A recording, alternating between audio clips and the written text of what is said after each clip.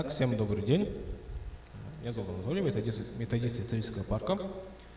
И, скажем, в преддверии конца музейной недели у нас гость, Екатерина Анатольевна, начальник отдела информационных услуг Национального архива, ознакомит нас с азами работы над родословной. Да, вот именно родословной, да, это для нас очень интересная вещь, скажем, да, и очень нужная, да, вот, для того, чтобы знать наше поколение, да, аж до 7-9 колена. Вот. И сегодня такой вот, скажем, маленькой группой, да, вот, мы с вами, да, узнаем, как работать именно над документами. Да, вот, Екатерина Анатольевна, передаю вам слово.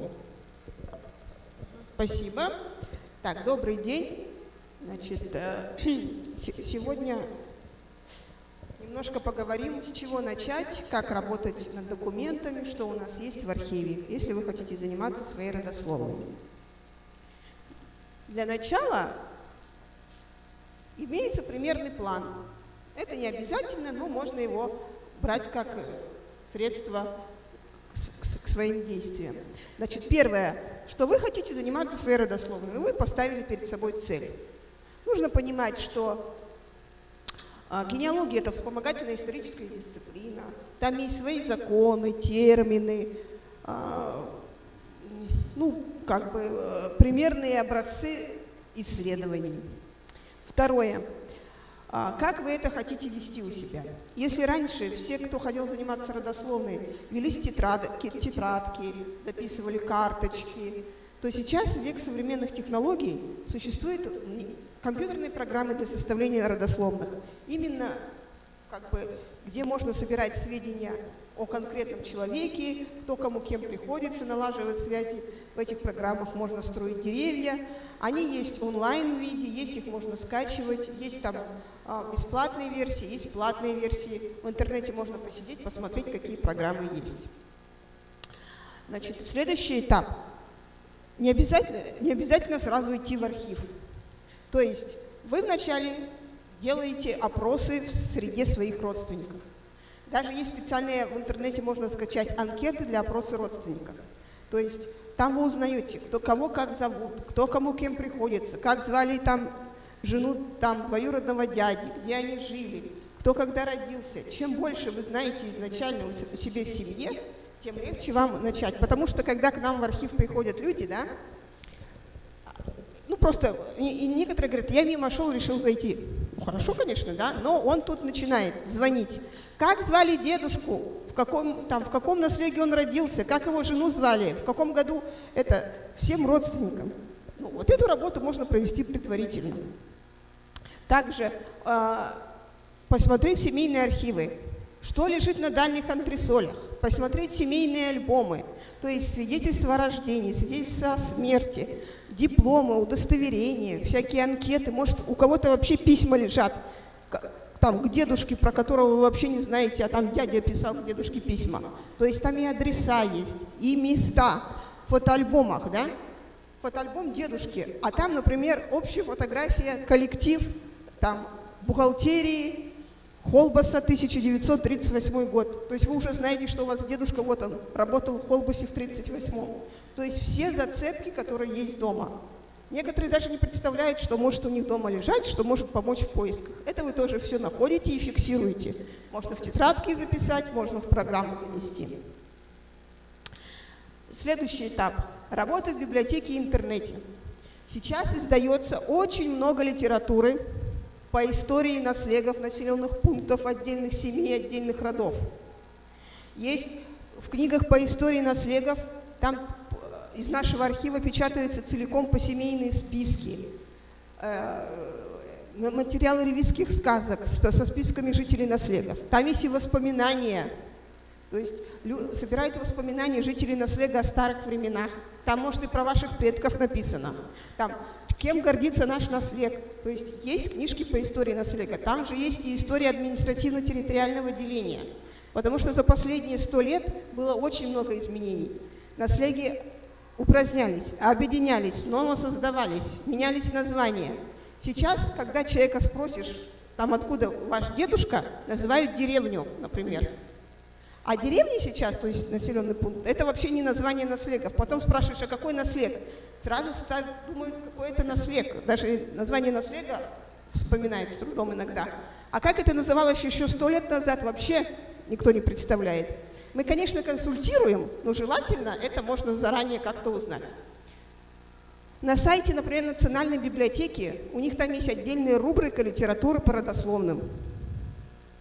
А издаются вот книжки, например, по-моему, я знаю, что есть родословная сыгатского наслега, да, у Салданского. Есть книжка, с метрическими книгами Вилючанской церкви, это Сунтарский улус, Шейнской церкви оттуда. То есть целиком метрические книги всей церкви Шейнской переписали, то есть там за 20 лет. И то есть, сидя дома, можно уже найти всех братьев и сестер вашего дедушки. Потом вышла книжка недавно «Генеалогия Аймиконского улуса». Там все метрические книги Аймиконской церкви и наслегов. Есть книжка «Намский наслег», например, Верхневилюйского улуса, где все посемейные списки, ревизские сказки Намского наслега собраны. То есть надо посмотреть, что по вашему наслегу есть, потому что иногда уже почти можно, даже не выходя из дома, что-то найти. Так, вы привели предварительную работу, и можно пойти к нам в архив. Но смотрите, когда начинает поиск у нас в архиве, желательно знать бабушек, дедушек, которые родились до 27 года. Потому что обычно у нас начинают с переписи, у нас есть перепись 1927 года. По большинству наслегов нашей республики. Если вы знаете, например, хотите начать с дедушки, который родился в 1945 году, вы не знаете, как звали прадедушку. Куда можно обратиться? Во-первых, можно обратиться в ЗАГС. В архиве ЗАГСа, вообще в органах ЗАГСа, лежат документы о рождении, бракосочетании граждан и смерти с 1927 по современность. У них сейчас компьютерная программа, то есть можно получить копии свидетельства о рождении за 30-е, 40-е и так далее годы. В свидетельстве о рождении, например, будет указана полная фамилия, имя родителей и название наслега. Но у них там сейчас строго с персональными данными, то есть чтобы получить свидетельство о рождении вашего, например, отца, нужно ваше свидетельство о рождении, а чтобы получить свидетельство о рождении дедушки, нужно ваше свидетельство о рождении и свидетельство вашего отца, что он сын дедушки. То есть у них второй источник по хозяйственной книге. В наслегах составлялись по хозяйственной книге, то есть списки жителей наслега. Фамилия, имя, отчество, то есть глава семьи, фамилия, имя, отчество, год рождения, чем занимается, супруга, дети. Это их составляли с 1930-х годов до современности. В некоторых наслегах до сих пор составляют. Это, конечно, они хранятся в основном в муниципальных архивах. То есть, если у вас дедушка родился в Чурапчинском улусе, можно обратиться в Чурапчинский муниципальный архив и спросить, есть ли похозяйственная книга того наслега. Некоторые похозяйственные книги некоторых улусов есть у нас в архиве. Но это индивидуально. Когда вы к нам приходите, мы рекомендуем, говорим, что у нас есть, чего у нас нету. Значит, как можно прийти? У нашего архива есть 3 корпуса. Родословной в основном мы занимаемся в корпусе номер 1, адрес Дзержинского, 41. Режим работы читального зала, читальный зал вы приходите с 9 до 5, с понедельника по пятницу. Приходите с паспортом, ручкой, тетрадкой.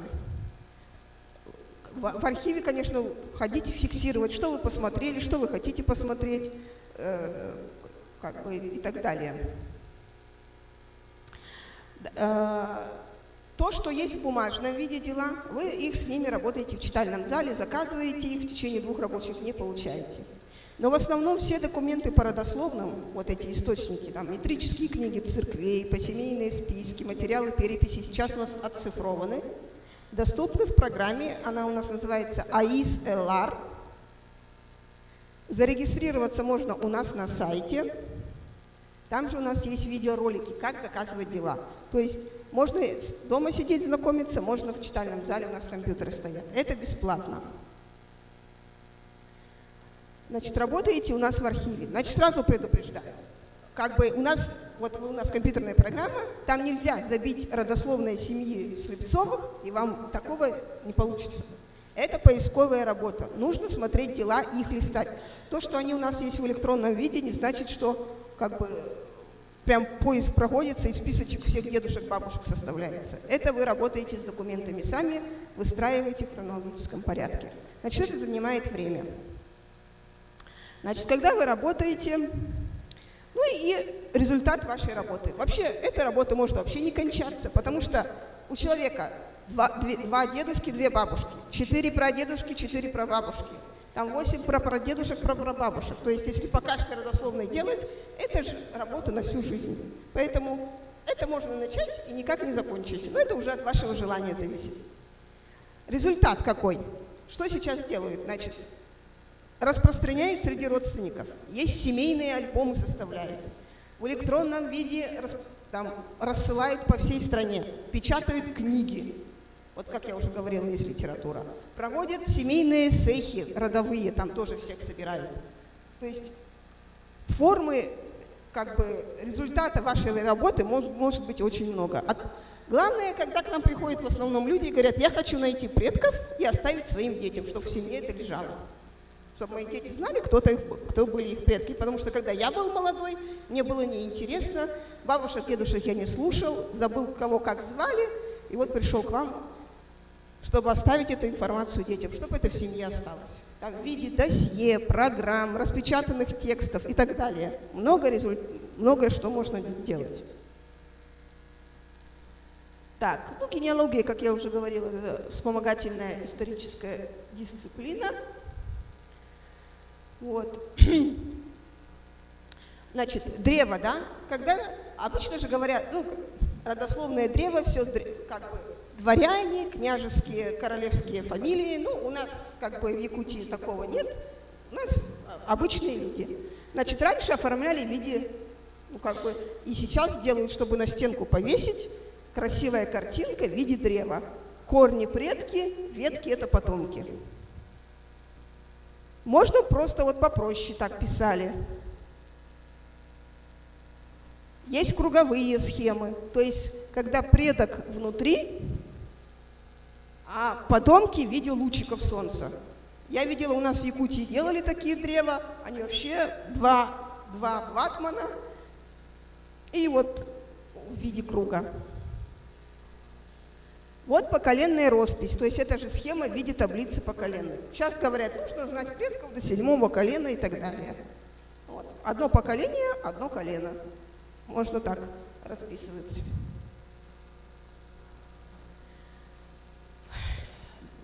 Схемы могут быть разные, с именами, с мужчиной, женщинами, или только мужчины, или только женщины. Предки наверху, предки внизу. Разные варианты составления этих схем. Вот один из законов генеалогии – закон убывания предков. То есть, смотрите, как я уже говорила, 4 бабушки, 4 прадедушки, 4 прабабушки и так далее. Если у каждого человека это считать до какого-то колена, то у нас на всей планете столько людей нет, сколько предков у каждого человека. То есть закон убывания предков, чем дальше предки, тем они у нас общие. То есть на уровне прадедушек, мы тут все родственники можем быть. То есть в любом случае мы тут на уровне 10-12 поколения тоже все мы родственники. Закон убывания предков. Вот, насчет компьютерных программ. Одна из программ, которая очень популярна в нашей республике, это «Древо жизни» называется. Наша российская программа. Принцип какой? Заполняется карточка на каждого человека. Тут можно все сведения про него. Добавить фотографии, документы, где работал, все что угодно. Карточки заполняются, между ними в программе делаются связи. Кто кому сын, дочь, жена и так далее. Потом нажимается кнопка «Построить древо», и автоматически выстраивается вот схемка. То есть, как раньше все это вручную рисовали, этого не надо, автоматически. Вот такой принцип многих программ по составлению родословных. Например, в этой программе демо-версия на 40 человек, но если покупаете, там можно хоть на 500, хоть на 1000 делать. Так. Заполняете все сведения, и у вас в одном месте все собрано. Источники по составлению родословных. Смотрите, как я говорила, у нас нет файла, где написано родословные семьи таких-то. Надо смотреть много разных документов. Один из этих видов – метрические книги церкви. То есть в церкви записывали, кто когда родился, женился и умер. Одна книга, 1 год. В нашем архиве метрические книги есть с 1780-х годов по 1920-21 год. Вот это одна из старейших тоже церквей, Зашиверская Спасская церковь, это которая на Индигирке находилась, и эта книга за 1792 год. Каждая метрическая книга состояла из 3 частей. В первой части записывали, кто когда родился, во второй, кто когда женился, в третьей, кто когда умер. Вот это вот конец 18 века. Почерк хороший, то есть возникают сложности, сейчас люди вообще очень плохо почерка читают, сейчас уже мы же все печатаем. Говорят, я читать вообще не могу. У нас написано гражданским шрифтом, да, это 18 век. Если почерк хороший, можно и это прочитать, это то есть от почерка зависит. Например, там скоропись 17 века, да, я тоже читать не могу, но у нас в архиве ее тоже, кстати, нету, но 18 век читать можно. Вот. Записывали родителей и имя новорожденного, крещенного ребенка. Потом форма поменялась, она как стандартизированной стала, и вот запись о рождении, вот конкретно запись о рождении Платона Алексеевича Аюнского. Дата рождения, дата крещения, имя ребенка, кто родители, кто крестный и какой священник совершил акт крещения. Вот. Кто родители, указывалась сословная принадлежность. До революции у нас общество делилось на сословия. У нас в республике преобладало, конечно, инородческое сословие, инородцы. Делились на кочевые и бродячие. Кочевые инородцы – это якутское население. Как бы там в центре не разбирались, кочует тут народ, не кочует. Инородцы, значит, кочевые. Шутили так, что кочевые, потому что кочуют с летника на зимник. Это шутка, конечно, была. Но якутское население жило наследами. На определенных аласах у них были сенокосы, то есть территория определенная была. Бродячие инородцы – это у нас тунгусы, ламуты, юкагиры, чукчи. То есть у них определенных урочищ не было, кочевали по рекам, по тундре. Их считали родами. Управление было, значит, во главе наслега стоял староста, во главе родов старшины, во главе улуса голова улуса. Это все были избранные должности, их всех выбирали. И вот здесь писали, что, например, вот Платон родился у родника 3-го жексагонского наслега Алексея Петрова Слепцова и законной жены Евдокии Ивановой. То есть родник, инородец, якут такого-то наслега. Если это тунгус, писали тунгус, например, кюбского рода, тунгус там брагатского рода и так далее. Если там крестьянин исидской деревни или там купеческий сын такой-то, указывали сословную принадлежность родителей. 1 год, 1 книга. Например, если вы хотите узнать, сколько детей было у вашего прадедушки, надо посмотреть метрические книги, например, за 20 лет. То есть у него там детей 20 лет мог рожать, можно все это увидеть, записи. Вторая часть о бракосочетавшихся. Здесь записывали дату бракосочетания, жених, тоже кто да откуда, каким браком и возраст, и невеста, кто откуда, каким браком и возраст. Вот здесь можно узнать девичьи фамилии бабушки из таких источников. И третья часть об умерших. Тут записывали, когда человек умер, когда погребен, кто это был, какого возраста и от чего умер. Также писали, где человек погребен. Ну, конечно, из-за того, что у нас Якутия большая, священник не мог присутствовать на каждом отпевании, соборовании, все писалось задним числом. Причина смерти тоже примерно писалась, там от горячки, от старости, от младенческой, от удара и так далее. Указывалось место погребения. Конечно, по закону должны были людей погребать на кладбище церковном. Но так как у нас тоже все люди жили по аласам, далеко друг от друга, хоронили там же на урочищах. И там написано название урочища. Можно узнать, где жили ваши предки, в каких это было местах. Потому что если до революции люди жили по аласам урочищам, советская власть наступила, и в 30-е и 40-е произошло поселкование. Людей сгоняли со всех этих мест в одну деревню, и сейчас деревнями живут. Так. Для работы с метрическими книгами у нас было создано специальное пособие. То есть, если вы знаете, с какого наслега ваш дедушка, можно узнать, какая церковь обслуживала этот наслег. Тут специальные указатели есть.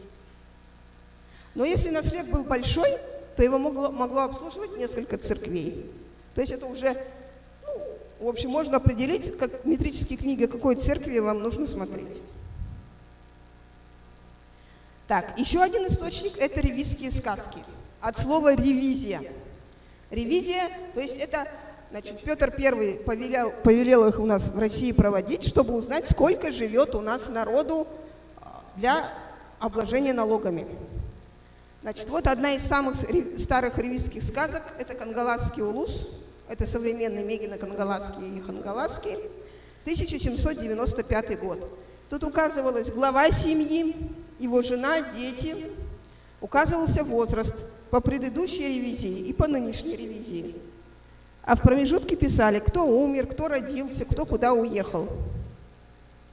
Самых интересные, самые старые ревизии, что тут интересно? Помимо, конечно, состава семьи, указывались старинные якутские имена.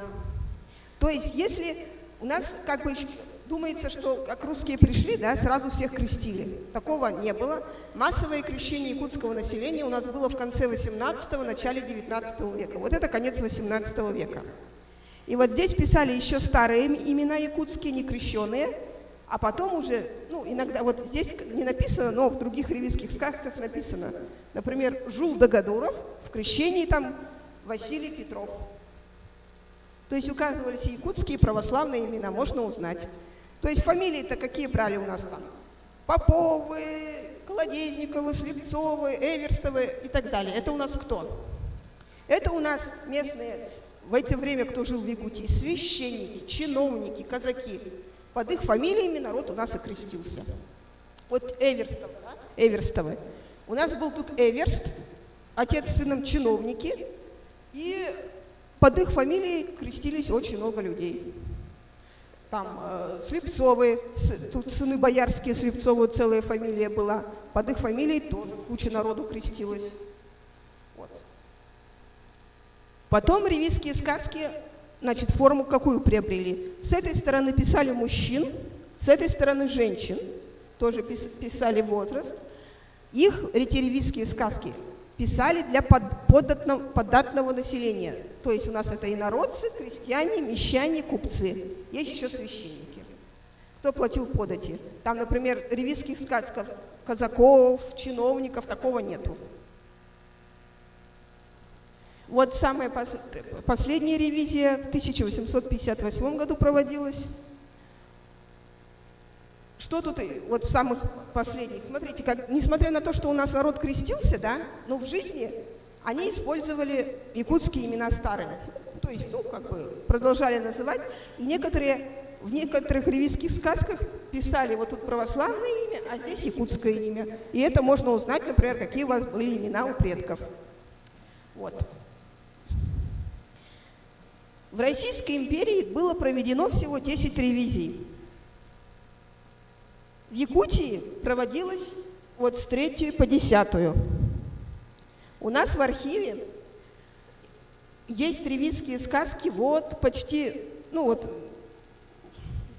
Значит, вот самые старые 1768 год. Есть Намский улус, Мегинский, Тунгусы, Вилюйские, Усьмайские, Уселданский, Барагонский улус. Вилюйские, несколько вилюйских наслегов. 4-я ревизия тоже есть вилюйские. 5-я ревизия почти все улусы есть. Ну вот 6-я ревизия, вот с этой ревизии начинаются у нас ревизские сказки по Северным, Колымским, Верхоянскому округу.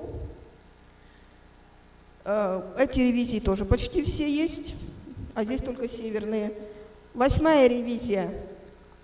Есть материалы только по крестьянам, мещанам, купцам, по якутским улусам нету. 2 последние ревизии тоже все есть. Все метрические книги и все ревизские сказки у нас есть в электронном виде. Поэтому их можно смотреть у нас в программе. Так, после 1858 года 40 лет переписи в Российской империи не проводилось. Только в 1897 году была проведена первая всеобщая перепись населения. У нас сохранились переписные листы Вилюйского округа, Алекминского, Колымского, Верхоянского. Есть по Батурусскому улусу, это современный Татинский, Амгинский и Чурапчинский. Там есть Дюбсинский, это сейчас современный Уселданский, часть Уселданского. Есть западно-кангаласский, это у нас Хангаласский, есть Намский улус. Совсем нет переписи по Барагонскому, то есть это Уселданский, по Мегинскому, Восточно-Кангаласскому. То есть, несмотря на то, что это вот ближайшие наслеги через реку, улусы, переписи этих нету. То есть, когда нет материалов переписи, родословное приходится делать по метрическим книгам. Значит, в этих переписях что можно писали? Глава семьи, его жена, дети, указывались, кто чем болен. Если человек... то есть, смотрите, чем отличие в ревизских сказках? В ревизских сказках писали жители вот этого наслега или этой деревни, да, конкретно, чтобы знать, сколько налогов брать. А в переписях писали, кто проживает на этой территории. Но так как у нас в те времена, конечно, народ проживал в наслеге только наслег, в основном это, конечно, жители наслега. Но там же жили еще и ссыльные, жили священники, там церковь стояла, еще кто-то. То есть дополнительные люди есть. Там же писали, то есть приписан здесь или не здесь, или где приписан, или куда уехал. Тут можно, например, узнать, писали у жены, с какого она наслега, писали, какое урочище это, какой год. Очень такой информативный источник. Также все эти посемейные списки, то есть материалы этой переписи у нас есть в электронном виде. Еще один источник – это посемейные списки. То есть время от времени по разным наслегам, по разным поводам составлялись списки жителей. Тоже глава семьи, жена, дети с указанием возраста. Когда к нам приходят, говорят нам, мне какой наслег нужен, тогда мы говорим, что у нас есть по этому наслегу. Потому что по каким-то наслегам там хоть 5 всяких посемейных списков, а по каким-то вообще нету. Это все индивидуально.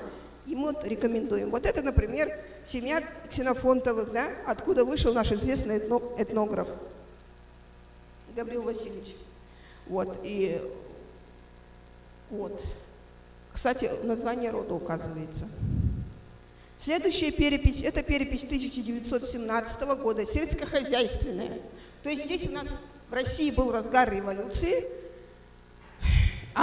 и проводилась перепись, чтобы знать, какое у нас сельское население. Она у нас здесь в Якутии проводилась в южных округах, то есть Якутском, Вилюйском и Алекминском. Значит, писали название улуса, наслега, название рода и название местности, где находится хозяйство. Фамилия, имя, отчество хозяина. Состав семьи, вот наверху, имен не писали, писали только, например, сын, брат, работник, жена, дочь, невестка и возраст указывали. Также писали, сколько лошадей, крупного рогатого скота и так далее. На обороте писали, сколько посевов, сенокосов. Тоже очень интересный источник, мы его сейчас тоже сканируем, и часть уже доступна в электронном виде. Еще один источник, откуда можно узнать родословные, называется исповедные росписи. То есть у нас каждый православный житель, ну то есть православный, хоть раз в год должен был быть на исповеди у церкви. И священник составлял такой списочек. Понаслежно, глава семьи, его возраст, жена, возраст, дети. И был ли человек на исповеди или нет. У нас исповедные росписи в основном есть с 1822 по 1862, ну и по отдельным церквям за более поздние годы.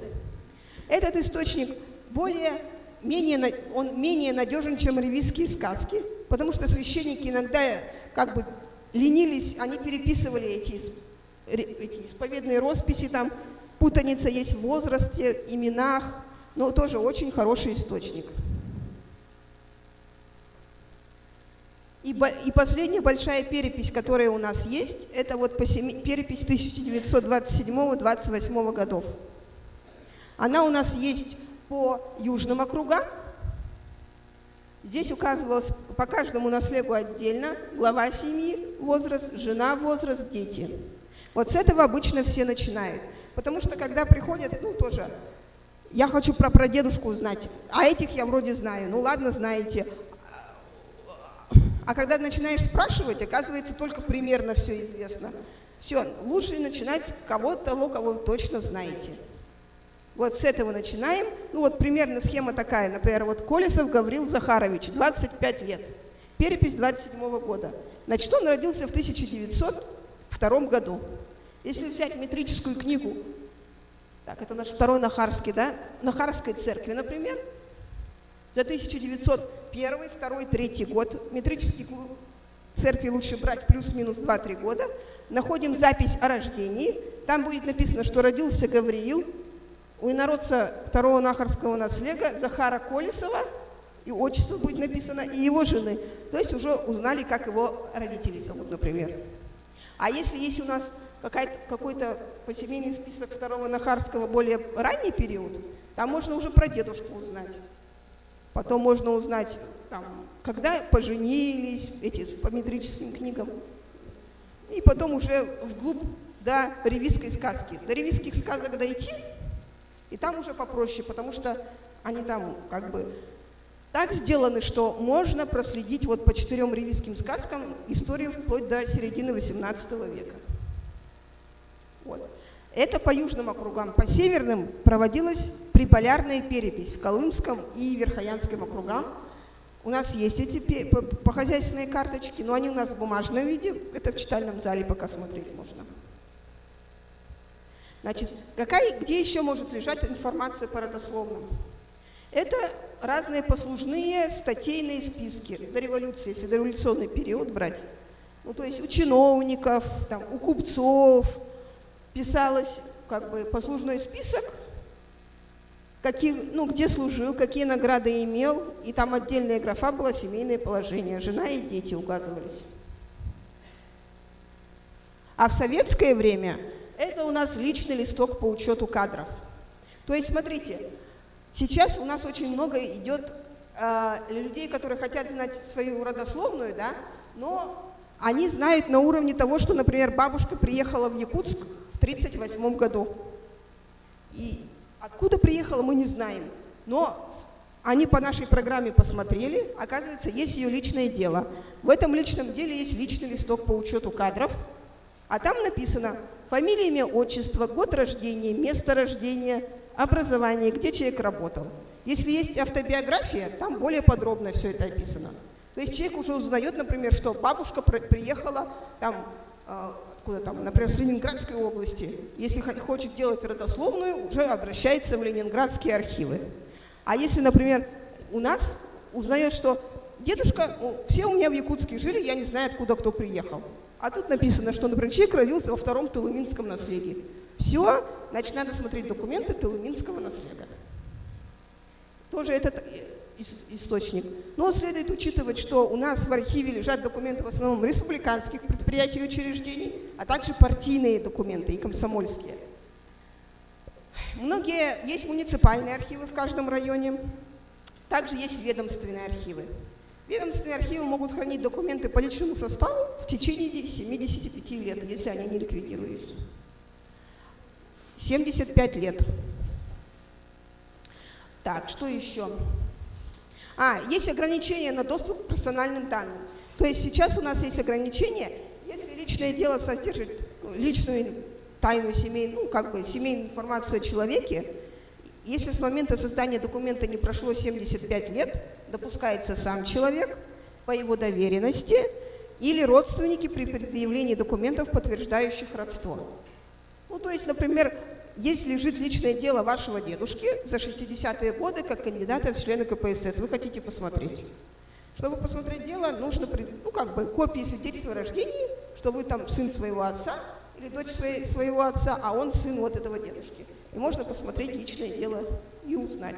Сейчас 75 лет у нас получается 49-й год. Все, что до 49-го можно смотреть, что после 49-го это уже у нас получается ограничение. К личным делам, потому что ограничение на доступ к персональной информации. Вы смотрите вот эти метрические книги, ревизские сказки в электронном виде, в программе. Заходите на сайт Национального архива. Программа называется АИ-СЛА. Там регистрируетесь. Есть там у нас видеоролики, как заказывать и как смотреть дела. Мы открываем доступ к делам на 1 месяц. В течение месяца можно заходить, смотреть дела, которые вы заказали. Также у нас в электронном виде там есть, помимо ревизских сказок, посемейных списков, метрических книг, есть все документы военкоматов за годы Великой Отечественной войны, районных военкоматов. Там есть призывные списки, данные о демобилизации, кто пропал без вести, кто погиб, что отправлялось в наши военкоматы. Все это у нас тоже оцифровано, можно удаленно смотреть. У нас есть даже поиск по призывным спискам. Можно узнать, когда призывался на фронт ваш дедушка. Потом в электронном же виде у нас есть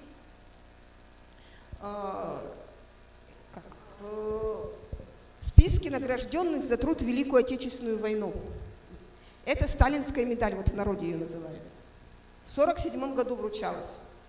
Это, с одной стороны, это помогает узнать вклад народов нашей Якутии в дело победы, кто как трудился, как у нас тыл работал, да? С другой стороны, вклад каждого человека в дело победы, да? С другой стороны, благодаря этому уже многие у нас люди узнали, как назывался колхоз, где дедушка работал, какой это был наслег. Потому что многие даже этого сейчас уже, получается, не знают. Как там это выглядит? Это представление к награждению, фамилия, имя, отчество, год вступления, например, в колхоз или на это место работы, кем работает человек и какие у него заслуги, перевыполнение трудодней, перевыполнение плана, или убил столько-то, если охотник, в общем, описываются трудовые достижения человека. У нас это тоже в базе данных. В программу заходите, забиваете фамилию, имя, отчество, и выйдет, в каком деле это есть. Вы это дело потом можете заказать и посмотреть. И там будут сведения о ваших родственниках. Так, что касается ссыльных, да? У нас до революции, как известно, у нас Якутия, родина, тюрьма без решеток. У нас была ссылка политическая, государственная, административная, религиозная, уголовная. Есть статейные списки на ссыльных. В статейном списке писалось, фамилия, имя, отчество, возраст, внешние признаки, сколько аршин, рост, вес, особые приметы, по какой статье осужден, кем осужден и когда к нам сослан. Также там целые дела бывают, деньги ему, пособие выплачивали, или он на кого-то жаловался, или переписка какая-то по ссыльным есть. Политические ссыльные. В советское время, конечно, больше было известно политические ссыльные. Но у нас сюда, например, на вечное поселение ссылалось после каторги людей, за бродяжничество ссылались. Например, татар-башкир ссылали в административном порядке чуть ли не по полдеревни. И, кстати, у нас есть метрические записи, 2 книги, людей мусульманского вероисповедания, арабской вязью написанные. Так. Потом в административном порядке сюда ссылали евреев, тоже там целыми семействами, и у нас тут тоже есть данные там посемейные списки, как они тут жили, и есть метрические записи о рождении, бракосочетании, смерти граждан иудейского вероисповедания. Значит, ссылка религиозная была. Здесь у нас были скопцы, духоборы разные, старообрядцы, целыми деревнями жили. Тоже эти данные есть. Вот чего нет в электронном виде, ну то есть вот у нас есть в бумажном, этого можно вот в программе найти это дело, потом найти дела, которые вы хотите посмотреть, выписать архивные шифры, и потом у нас уже заказывать дела, приходить в читальный зал смотреть. Что касается, например, репрессированных советского периода, да, то у нас нет данных, если по политической статье человек репрессирован, потому что это шло через органы НКВД, у нас документов НКВД нет. Они сами у себя все хранят.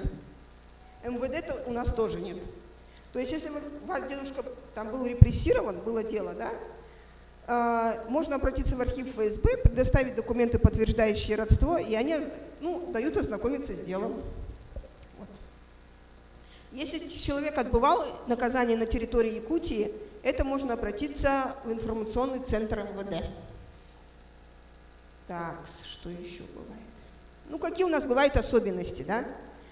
То, что, как бы, как я уже, показывала, что когда людей крестили, да? Уже не показывает, да? Или я что-то не то нажала? Ладно. Когда людей крестили, например, писали в крещении, там, Петр Васильев, да? Значит, у него сын, он должен быть, например, Михаил Петрович Васильев, да? Но в дальнейшем этот сын Михаил мог брать не фамилию Васильев, а имя отца Петр, то есть он был Михаил Петров. И дети уже этого Михаила, они уже были, например, Петровы, а не Васильевы, у которого была фамилия деда. То есть фамилии могли меняться в каждом поколении. И это когда делаешь родословную, у нас люди так говорят: я ревизскую сказку посмотрел, да, я своих не нашел этой фамилии.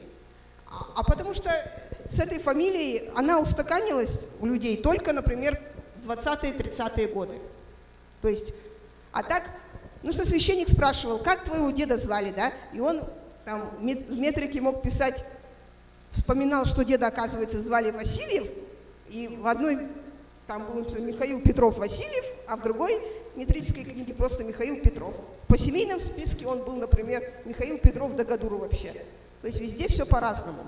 Тут как бы сопоставляете, как детективное расследование проводишь, кто кому кем приходится. Вот тут жены совпадают, эти дети совпадают, это значит одни и те же люди. Кроме того, у нас тут священники тоже, как, конечно, крестили, да, вот приехал священник крестить людей в один день, да, и он, например, всех мальчиков покрестил Василиями, а всех девочек там Мариями. И то есть там у них в один день этих Василиев целая куча, этих и Марий тоже целая куча. И там у нас в одном наследии может быть там Михаил Петров Васильев I, Михаил Петров Васильев II. Или вот в одной семье, да, там у нас Семен Донской известные семейства, 2 человека, они первый и второй занимали должности в советское время, в первые годы. То есть в одном семействе под одним именем могли 2 человека быть. Они были номерные. Тоже путались.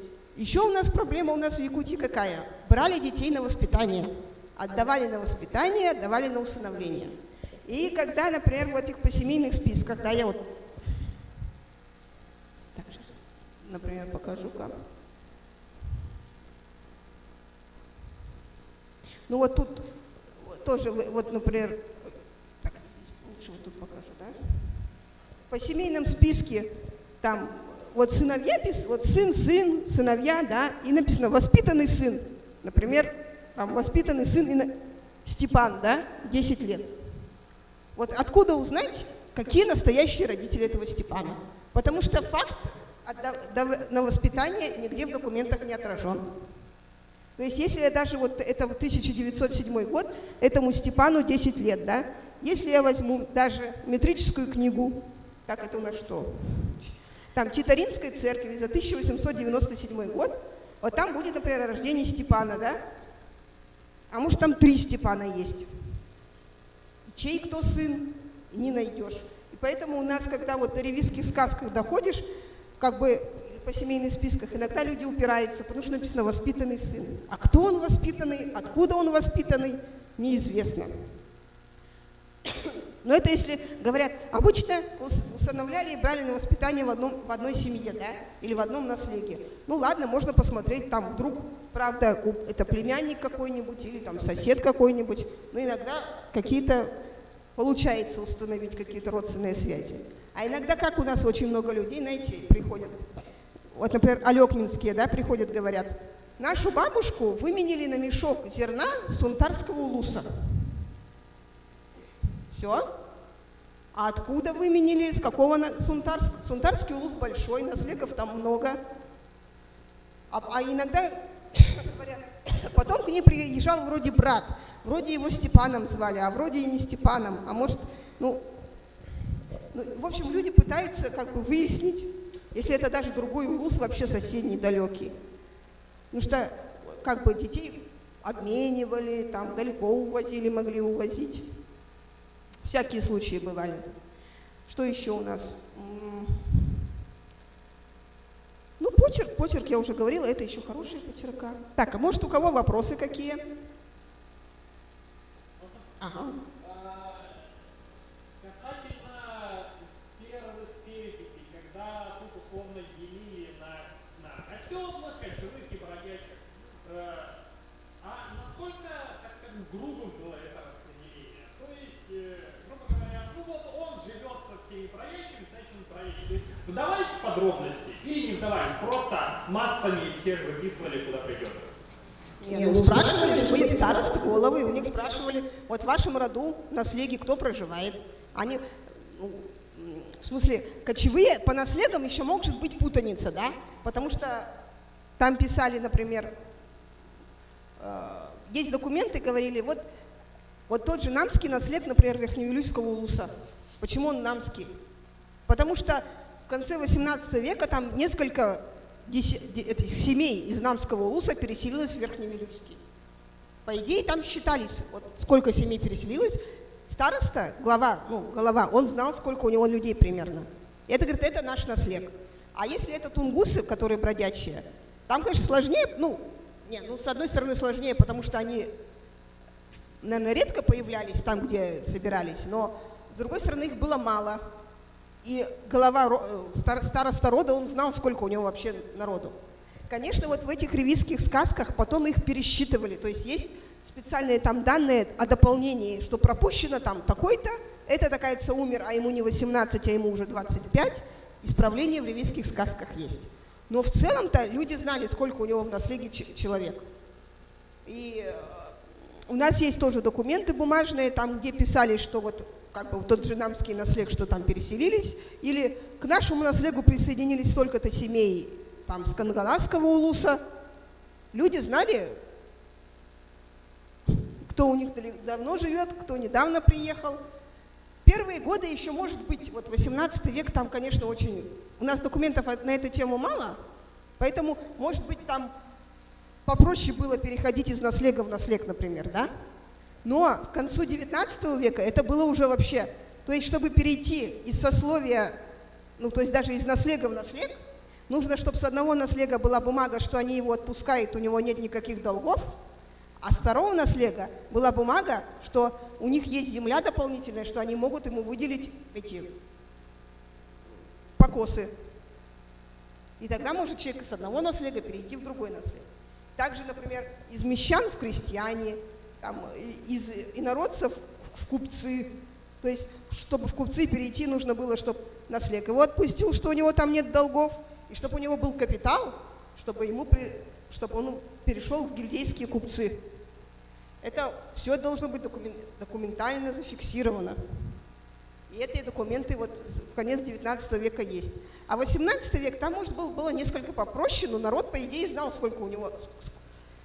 И почему, кстати, вот у нас шло расселение я говорила, там, с Намского улуса, Верхневилюйский, Сунтарский, как расселялось, потому что когда пришли собирать ясак, народ от этих сборщиков ясаков побежал.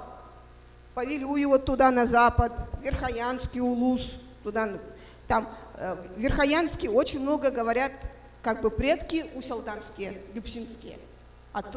Значит, отсюда туда на Верхояние, на Колыму расселялись, потому что, видимо, когда первые, народ от этого стал бежать, и было переселение в дальние уголки Якутии. В наших документах, у нас документов в основном 18 век таких нету. Если у нас приходят люди и говорят, мы хотим знать историю времен Тыгына, у меня вот на всяких мероприятиях, конференциях, конкурсах делают родословные, да, где там стоит Тыгын, самый древний предок и так далее, да, Тыгын-Дархан. У нас этих документов нету. Документы по истории Якутии 17 века лежат в Российском государственном архиве древних актов. И там Санкт-Петербургский институт истории, там у них тоже есть архив. Там документы Якутской приказной избы. Ясачные книги собирали ясак. То есть там писали, что собрали ясак, там, например, у родника такого-то, его сына такого-то, там 1600, например, 70 какой-то год. То есть уже зафиксировано. А потом уже этот сын со своим сыном сдавал другой ясак. То есть по ясачным книгам видно, как бы прослеживаются дословные. И люди вот с такими данными реально, как бы документально это подтвержденные. Но иногда сейчас еще делают родословные, да, Иляя и Амалоя. Но это уже как бы народные предания, фольклорный материал. По нашим документам можно сделать родословные, вот самые старые, вот я говорила, ревизские сказки, 1768 год, до середины 18 века.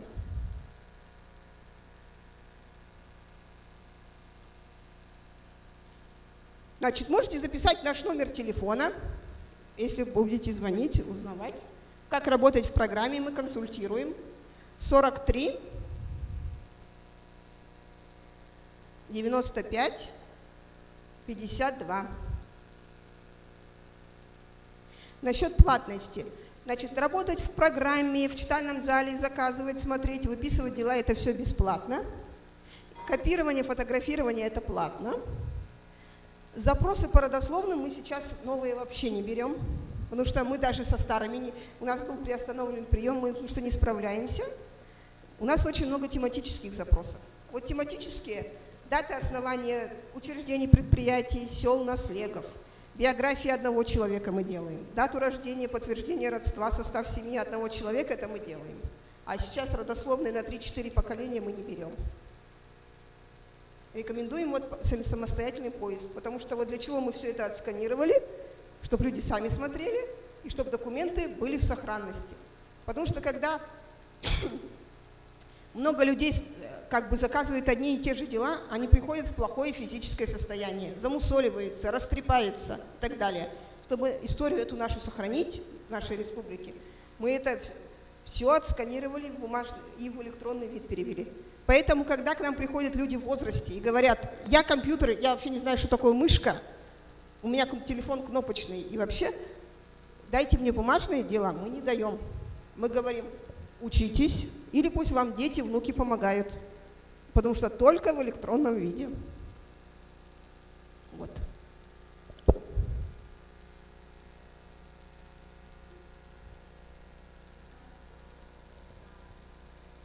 Нет, как бы открываем доступ к делам на месяц. Если вы посмотрели, не закончили, можно снова это же дело заказать, мы снова допуск открываем. Есть видеоролики, как заказывать каждый вид документа. Принцип такой же там. Вначале находите дело, его как в интернет-магазине откладываете в корзину, потом из корзины формируете заказ, требования к нам отправляете, и мы вам открываем. И вы уже там в требовании смотрите электронные образы дел.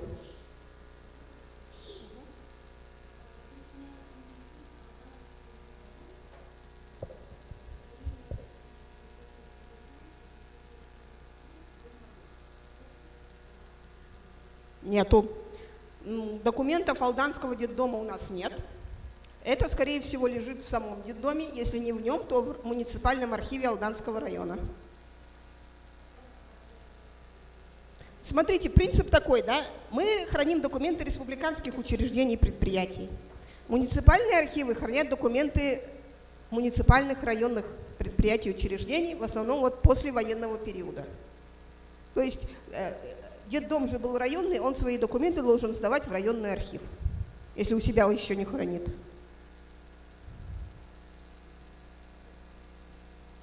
Ну, еще сейчас многие спрашивают, интересуются временем своего рождения, тоже очень много запросов, звонят, спрашивают. У нас нет документов роддомов, больниц, где бы было записано, когда человек родился.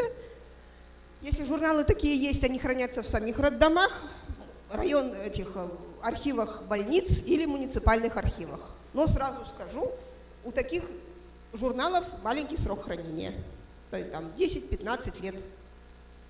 Обычно, по-моему, людям всем отказывают.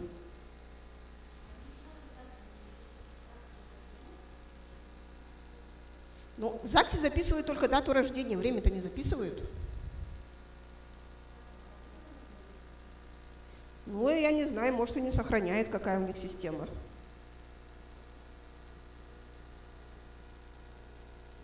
Да, вот. В семье, вот как бы сейчас еще много издается разных там книжек, да, семейные, родословные, альбомы, сразу можно туда заранее все записать, чтобы потом не забыть и не потерять. Вот. Главное, семейные архивы тоже лучше. Потому что некоторые люди приходят и говорят, у нас был целый чемодан с дедушкиными наградами, дипломами, всякими там почетными грамотами, а мы это играли, медали там куда-то на кукол вешали, все потерялось, все растерялось, и никакой истории не сохранилось. Поэтому семейный архив лучше беречь, потом остается память семье, и к нам в архив уже приходить в поисках более древней истории.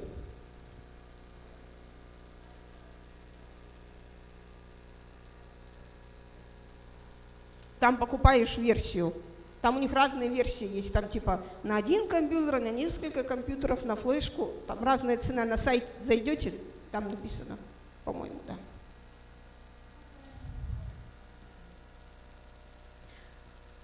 Ну, в каждом у нас, как бы, районе у нас по-разному. Есть архивные отделы при администрации, есть отдельные муниципальные архивы. В Алдане, по-моему, отдельный муниципальный архив есть. Муниципальный архив Алданского района посмотреть, спросить.